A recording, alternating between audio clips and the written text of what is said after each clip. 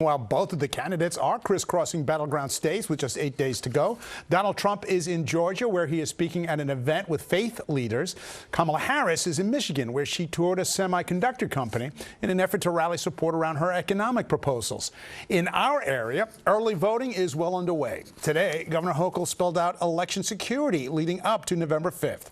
Lauren Glassberg continues our coverage. She's in Lower Manhattan. Lauren.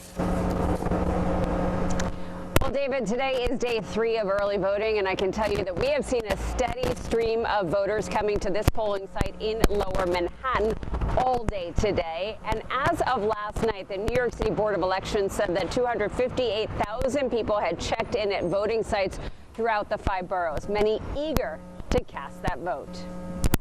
I just felt it was too important to wait on it. I didn't want to miss the opportunity. I want to get my vote in right away. Election day is a week from tomorrow, but hundreds of thousands of New York City residents are getting a jump on that with early voting.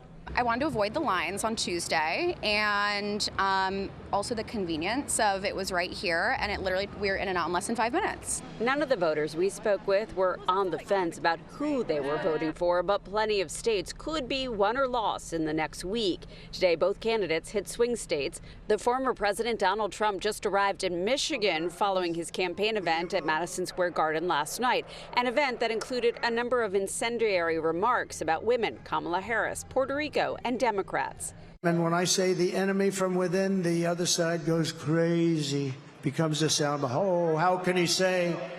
No, they've done very bad things to this country. Vice President Kamala Harris, meanwhile, is in Michigan and spoke about her rival's remarks before touring a chip manufacturer. He is focused and actually fixated on his grievances, on himself, and on dividing our country. That divisiveness has state officials at the ready. Governor Hochul spoke in Flatbush today about the state's $140 million investment to modernize election infrastructure, which includes improved security. This work is nonpartisan. It's not about who you vote for. And as governor, it's my duty to protect the right of every citizen to safely participate in our elections. Those voting today said it was quick and easy, and they're proud to have cast their vote. I do feel a big sense of relief and accomplishment and excitement. Happy to see what the future holds, but also a little nervous. Ooh.